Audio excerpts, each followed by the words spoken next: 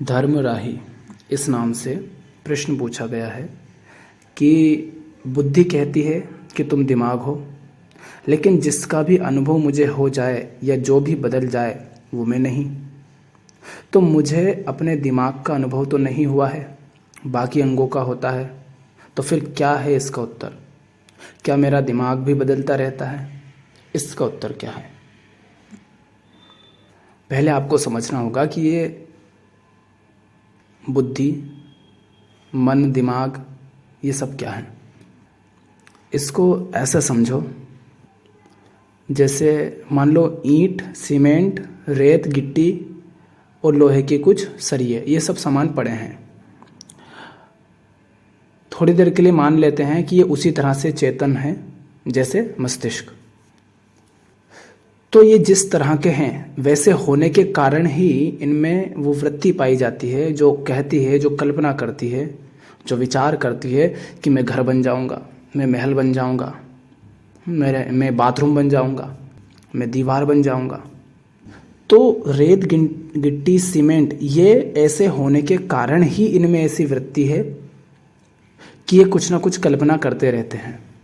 इनका हर कण इस तरह से संस्कारित है कि ये कुछ ना कुछ होना चाहेंगे। तो ये कुछ होने की, कुछ बन जाने की, कुछ पा लेने की, ये जो कल्पना है, ये जो विचारों की भागदौड़ है, यही मन है। ठीक। अब ये कह तो दिया इन्होंने कि मैं घर बन जाऊंगा, महल बन जाऊंगा, दीवार बन जाऊंगा और न जाने क्या क्या, लेकिन बनेंगे कैसे? और उस बनने से हमें फ़ायदा होगा कि नुकसान होगा? ये शक्ति भी इसमें पाई जाती है। तो इन्हीं के अंदर की एक शक्ति कहेगी कि चलो देखते हैं, सोचते हैं किस तरह से घर या महल बन सकते हैं हम, और उससे हमें लाभ होगा या हानि होगी। इसको कह देते हैं बुद्धि। तो मन क्या चीज़ है? मन वो जो विचार करता है, जो कल्पना करता है, जो लक्ष्य बनाता है, जो संकल्प करता है कि ये करना है, वो करना है, ये चाहिए, वो चाहिए, ये अच्छा लगता है, वो बुरा लगता है, ये पसंद है, ये नापसंद है, ये सब मन करता है। लेकिन जो संकल्प किया, जो लक्ष्य बनाया, जो पसंद या नापसंद किया, उसको पाने के जो तरीके आजमाए जाते हैं, जो चतुराई की जाती है, जो जुगाड़ लगाई जाती है, और उसे उस लक्ष्य को पाना चाहिए या नहीं पाना चाहिए, उसमें लाभ होगा या हानि होगा, इन सब के बारे में जो शक्ति काम करती है वो बुद्धि है। तो बुद्धि क्या हुई? मन के लक्ष्य को पाने के लिए जो काम करती हो वो बुद्धि। तो बुद्धि का तभी महत्व है जब मन कोई लक्ष्य, कोई संकल्प करे, कुछ विचार करे, कुछ कल्पना करे। ठीक। अन्यथा बुद्धि का कोई अर्थ नहीं रह जाएगा। दूसरी बात ये समझो, मन जो भी लक्ष्य करेगा, बनाएगा, जो भी कल्पना करेगा, जो भी विचार करेगा, वो सब क्या है? वो सब मन के अंदर उसके अनुभव में जो जो चीज़ हैं, आज तक का मन का जो अनुभव है, जो उसके पास जानकारियां हैं, जो उसके पास मटेरियल है, उन सब के आधार पर ही तो मन कोई ना कोई कल्पना करेगा। उन सब के जो चीज़ मन के अनुभव में है ही नहीं, जो चीज़, जो बात मन जानता ही नहीं, मन उसका तो लक्ष्य बना नहीं सकता, मन उसके बारे में तो सोच नहीं सकता।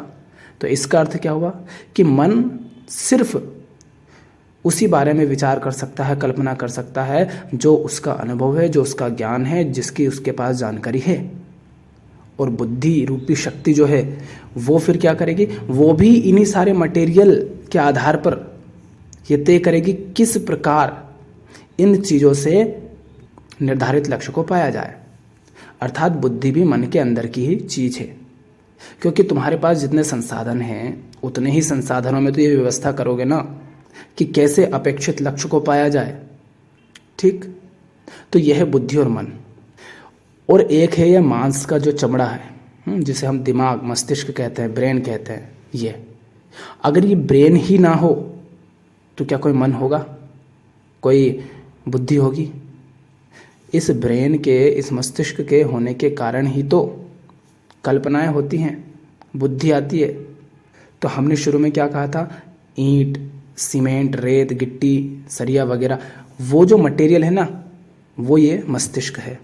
ये मस्तिष्क की हर कोशिका इस प्रकार संस्कारित हैं कि वो कल्पनाएं करती हैं, विचार करती हैं, लक्ष्य बनाती है, संकल्प करती हैं, कुछ पाना चाहती है, कुछ हासिल करना चाहती है, कुछ बनना चाहती हैं, और उसी के लिए इसी मस्तिष्क की दूसरी शक्ति बुद्धि उपाय खोजती है। तो अगर देखो तो मन, बुद्धि और मस्तिष्क तीनों अलग हैं नहीं। माने इस मस्तिष्क की जैसी संरचना है, जैसी इसकी प्रकृति है, उसके होने के कारण ही ये सब चीज़ होती हैं। जानवर उस तरह से तो कल्पना नहीं करता, वैसे लक्ष्य तो नहीं बनाता जैसे आप बनाते हैं। क्यों? क्योंकि उसका मस्तिष्क वैसा है ही नहीं जैसा तुम्हारा है। तो तीनों में ये अंतर है और तीनों अंततः एक ही हैं, इनको अलग अलग देखने की कोई आवश्यकता है नहीं।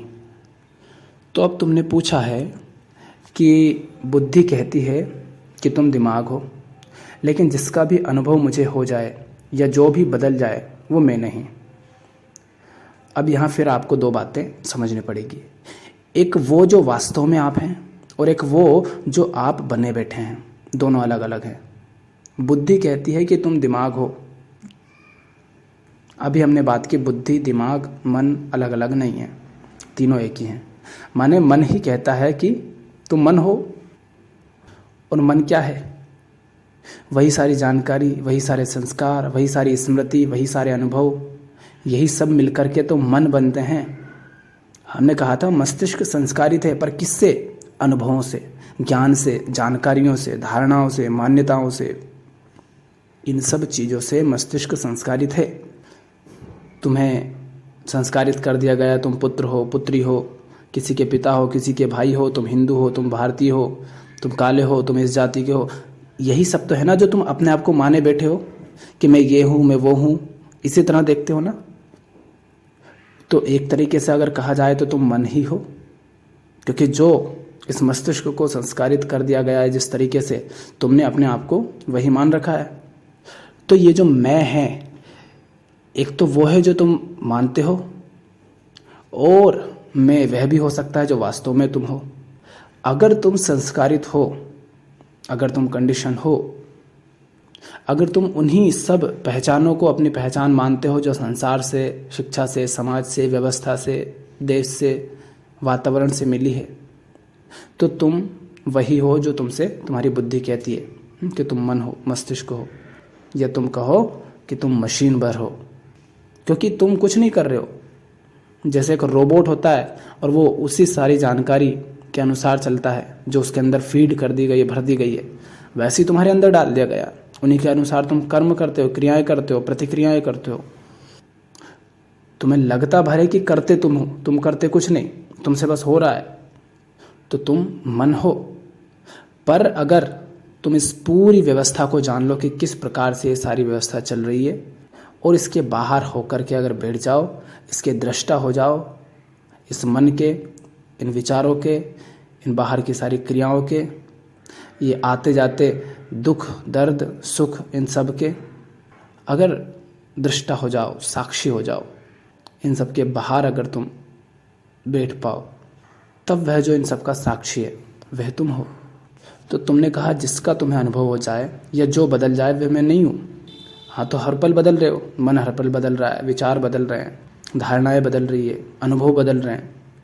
अगर इस बदलाव को तुम समझ रहे हो कि तुम बदल रहे हो, इस बदलाव के साथ अगर तुम बदल रहे हो, तो तुम मन हो। पर अगर तुम इस बदलाव के साक्षी हो, तुम वही हो। बस तुम देख रहे हो शरीर, बचपन, बुढ़ापा आ रहा है, जा रहा है, विचार आ रहे हैं, जा रहे हैं, सुख आया, दुख आया, सब आए, सब गए, और तुम इस सब के साक्षी हो जाओ, तो तुम वही हो जो कभी नहीं बदलता, जो नित्य है। फिर आगे तुमने कहा है कि मुझे अपने दिमाग का अनुभव तो नहीं हुआ है, बाकी अंगों का होता है। तो फिर क्या है इसका उत्तर? दिमाग का कैसे अनुभव नहीं है? पहली बात, दिमाग का अनुभव नहीं होता। दिमाग को अनुभव होता है, मस्तिष्क को अनुभव होते हैं, मन को अनुभव होते हैं। पर अगर तुम जो मन को अनुभव हो रहे हैं उन अनुभव के साक्षी हो, तो तुम उससे बाहर हो। मन और अंगों को, दिमाग को अलग अलग मत समझो। दिमाग क्या, ये मस्तिष्क, ब्रेन ही तो है ना। जैसे ये खोपड़ा है वैसे ही तो हाथ पैर हैं, पूरा शरीर है। सब अपनी अपनी प्रकृति के अनुसार क्रियाएं कर रहे हैं। तुम्हें विचार आते हैं, संकल्प करते हो, लक्ष्य बनाते हो, कुछ सोचते हो, ये सारी क्रियाएं ही तो हैं जो दिमाग की है। तो तुमने कैसे नहीं देखा इनको? पर तुम गलती ये कर देते हो कि विचारों को देखते हो और तुम कहते हो विचार मुझे आ रहे हैं, मैं ही तो विचार कर रहा हूँ। मस्तिष्क या मन कल्पना करता है और तुम कहते हो मैं कल्पना कर रहा हूँ, मैं सोच रहा हूँ। तो तुम अपना तादाद में मन, मस्तिष्क, विचारों, इन सब से कर लेते हो। और जब तुम अपना तादाद में इन सब से कर लोगे, अपने आप को मन मस्तिष्क ही मान लोगे, तो अपने आप को कैसे देखोगे? फिर तो तुम्हें अंग ही दिखाई देंगे बाकी के। आँखें खुद को तो नहीं देख पाती ना, सब कुछ देख लेती पर आँखें खुद को नहीं देख पाती। तो जो तुम अपने आप को माने बैठे हो उसे देख ही नहीं पाओगे। तो पहले तो इस धारणा से मुक्त हो जाओ कि तुम मन मस्तिष्क हो। ये तो एक पूरी संरचना है शरीर की। इस संरचना के साक्षी हो गए तो वह जो साक्षी है, वह जो दृष्टा है, वह तुम हो। और दिमाग का अनुभव, मन का अनुभव वही है। तुम्हें दुख अनुभव होता है, यही मन का अनुभव है। तुम्हें सुख अनुभव होते हैं, यही तो मन का अनुभव करना है। कोई अलग से वस्तु थोड़ी ना है मन। और फिर तुमने पूछा कि क्या मेरा दिमाग भी बदलता रहता है? तो बदल रहा है दिमाग। तो तुम्हारे अनुभव बदल रहे हैं, तुम्हारी जानकारियाँ बदल रही है। इन सब के आधार पर तुम्हारे लक्ष्य, तुम्हारी कल्पनाएं बदल रही हैं, तुम्हारी योजनाएं बदल रही हैं। इन सब के आधार पर तुम्हारे मस्तिष्क में अलग अलग क्रियाएं हो रही हैं। जब छोटे थे तब काम वासना के विचार नहीं आते थे। आज शरीर बड़ा हो गया है तो काम वासना के विचार उठते हैं, तो मस्तिष्क में फिर उस तरीके की क्रियाएं हो रही हैं। तो मस्तिष्क तो लगातार बदल ही रहा है। एक बच्चा, उसे कुछ मत सिखाओ, उसे जानवरों के साथ छोड़ दो जंगल में। और एक बच्चा, उसे समाज में व्यवस्थित तरीके से शिक्षा दो, संस्कार दो, ज्ञान दो, सब दो। दोनों का मस्तिष्क अलग अलग होगा। बाहर से हो सकता है तुम्हें एक जैसा दिखे, लेकिन उनकी क्रियाएं, उनकी प्रतिक्रियाएं सब अलग अलग होंगी। क्यों? क्योंकि दोनों का माहौल अलग है, वातावरण अलग है, शिक्षा संस्कार अलग हैं, अनुभव अलग है, जानकारियाँ अलग हैं। तो दिमाग तो हर समय बदल ही रहा है। तो मन, मस्तिष्क, दिमाग, बुद्धि, ये सब एक ही हैं। और ये सब इस शरीर के अंदर और इस शरीर के होने के कारण हैं। और ये सारी क्रियाएं इस मस्तिष्क की ऐसी संरचना के होने के कारण ही होती हैं।